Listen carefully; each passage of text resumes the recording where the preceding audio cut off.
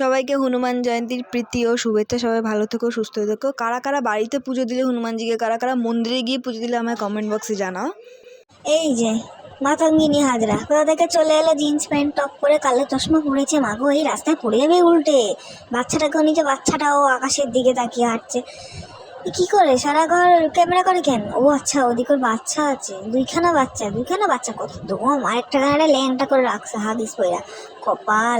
এই যে অ্যামাজন থেকে অর্ডার এসছে, আমি এতটাই হাওয়াতে মানে ভিডিও করার আগে খুলে খালে দেখে নিয়েছি কি আছে না আছে।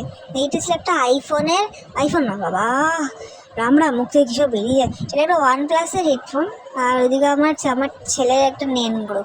ঠিক আছে, এই কেক মারছিস কেন? যা তো এখান থেকে, আয়না বলছে ভিডিও করিস না। ও ডাক্তার হবে, বাবার থেকেও স্টেথোস্কোপটা নিয়ে নিচ্ছে, প্রেশার মেশিনটা নিয়ে নিচ্ছে। এটা কি? এটা হলো পোস্ত।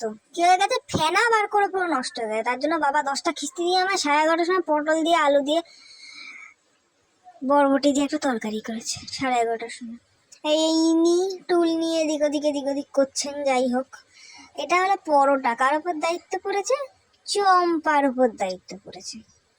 চম্পা না চামেলি।